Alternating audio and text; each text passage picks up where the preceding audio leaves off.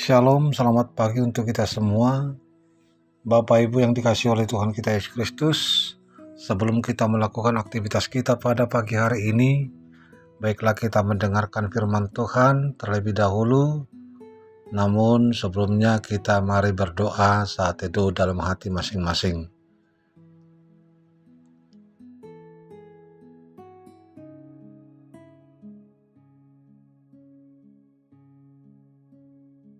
Amin.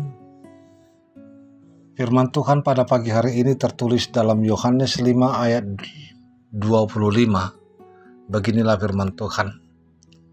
Aku berkata kepadamu, sesungguhnya saatnya akan tiba dan sudah tiba, bahwa orang-orang mati akan mendengar suara Anak Allah, dan mereka yang mendengarnya akan hidup. Tutusitutudo na hudokot tuhamu, na romati kina jalanunga masa nuaing. Begiun niak kana matei masuk disi suara ni anak di bata. Gabi mangulu ma akka nombigisa. Demikian firman Tuhan. Orang mati akan mendengar Kristus.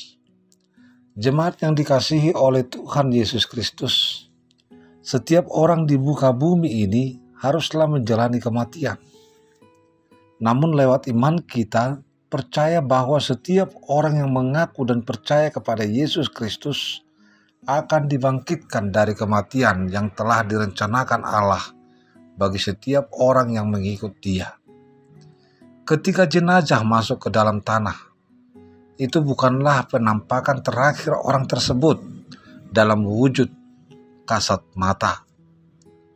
Dalam ayat ini Tuhan kita membuat pernyataan yang menakjubkan bahwa Dialah yang membangkitkan orang mati dan kemudian menghakimi mereka semua. Saudaraku yang dikasihi Kristus Yesus, pengajaran yang tidak mengakui Yesus sebagai anak Allah masih terus beredar hingga kini. Yesus hanya dipandang sebagai manusia yang memiliki kesalehan tinggi. Itu berarti mereka tidak menghormati Bapa yang mengutusnya sama sekali. Orang-orang yang tidak mau mendengar perkataan Yesus dan percaya kepada Bapa yang mengutus Yesus, yaitu mereka yang berbuat jahat, niscaya akan menerima hukuman kekal. Sebaliknya, mereka yang percaya kepada Yesus dan melakukan perbuatan baik, niscaya tidak akan mendapat hukuman, melainkan menerima kehidupan kekal. Bapak, Ibu, Saudara yang kekasih dalam Tuhan Yesus Kristus, keberadaan diri seseorang dapat dikenali melalui perbuatannya. Demikian halnya Kristus. Orang banyak sebenarnya telah mengenal keberadaannya melalui perbuatannya, menyembuhkan seseorang yang selama 38 tahun menderita lumpuh. Meskipun mereka mengenali perbuatannya yang ajaib, hati mereka tidak tergugah oleh pengenalan itu untuk menerima kehadirannya. Padahal tidak ada yang patut diragukan dalam diri Tuhan Yesus. Bukankah dalam kesaksiannya ditekankan bahwa apa yang dilakukannya juga adalah perbuatan Bapanya? Karena Bapanya mampu, maka Ia sebagai putra Allah pun mampu melakukan pekerjaan ilahinya. Perkataan Yesus sangat berkuasa sehingga akan membangkitkan orang-orang mati. Renungkanlah baik-baik. Semua orang, besar atau kecil, tua atau muda, hidup atau mati, harus mempertanggungjawabkan perbuatannya dan perkataannya kepada Allah di hari penghakiman. Nasib kekal seseorang tergantung pada apakah mereka benar-benar mendengarkan firman Tuhan. Firman ini mengajarkan bahwa semua orang harus mendengar firman Tuhan yang menyikapkan kondisi rohani mereka sebagai orang yang mati karena pelanggaran dan dosa yang berada di bawah hukuman Allah, menunggu penghakimannya. Namun keindahan dari janji Yesus adalah bahwa ia diutus untuk membayar hutang dosa, dan bahwa dengan mendengarkan dan percaya kepadanya, mereka berpindah dari maut ke dalam hidup. Amin. Kita berdoa. Bapa kami yang di sorga, terima kasih Tuhan atas pernyataan-Mu dalam kehidupan kami.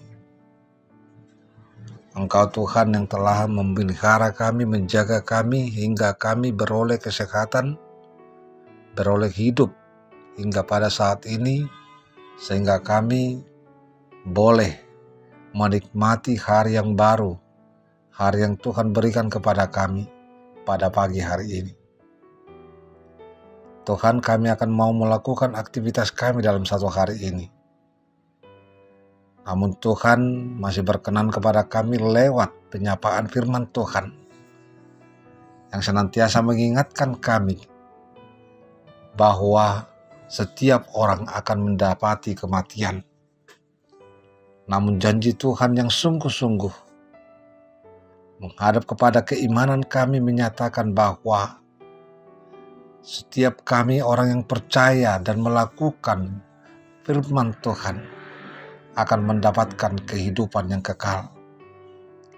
Kami akan boleh mendapatkan hidup di mana Tuhan telah berjanji untuk memberikannya kepada kami.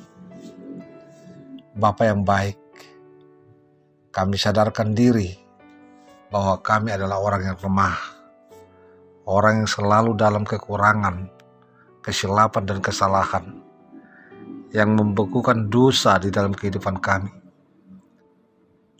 Allah Tuhan kami yang baik, ampunkan kami dari semua dosa kami, dari kesalahan kami itu, agar kami layak untuk menerima berkat Tuhan dan layak selalu bermohon kepada Tuhan untuk memintakan segala permohonan kami di dalam kasih Tuhan. Dan kami tetap boleh menikmati setiap kehidupan yang Tuhan berikan kepada kami. Bapa yang baik, kiranya Tuhan juga selalu yang menguatkan kami, menopang kami dalam setiap pekerjaan aktivitas kami satu hari ini, agar semua yang kami lakukan berkenan di hadapan Tuhan, menjadi kemuliaan bagi nama Tuhan, sukacita bagi kehidupan kami. Ya Tuhan Allah Bapa kami, dalam doa kini kami juga membawakan saudara-saudara kami yang di dalam semua pergumulan hidupnya, baik oleh karena sakit penyakit yang menimpa tubuhnya. Tuhanlah yang menjadi pengobat bagi mereka. Tuhanlah yang menjadi dokter atas kesembuhan mereka. Pakai semua Tuhan, para dokter medis yang mampu untuk mengobati mereka. Pakai juga obat-obatan dan juga makanan yang mereka makan untuk menjadi kesembuhan bagi mereka. Semua itu Tuhan berkati agar mereka semua yang saudara kami mengalami sakit penyakit tersebut boleh menerima kesembuhan dari kasih Tuhan. Bapa yang baik, begitu juga dengan saudara-saudara kami yang di dalam pergumulan hidupnya oleh karena desakan ekonomi, oleh karena beban di tengah-tengah keluarga, oleh karena pergumulan disebabkan keturunan yang belum kunjung tiba kepada mereka. Banyak hal lain lagi Tuhan, baik anak-anak kami yang di dalam pendidikannya, baik yang di dalam mencari pekerjaan, mencari jodoh, semuanya itu kami serahkan kepada Tuhan. Biarlah Tuhan yang berkuasa atas mereka untuk menunjukkan yang terbaik kepada mereka, untuk memberikan segala apa yang mereka impikan, mereka idamkan di dalam kehidupannya, supaya mereka juga boleh bersuka cita senantiasa di dalam Tuhan. Bapa yang baik, begitu juga dengan kehidupan gerejamu. Dimanapun berada, Tuhan yang menguasainya. Tuhan yang menjadi pemimpin atas semua gereja-gereja Tuhan yang ada di tengah-tengah dunia ini.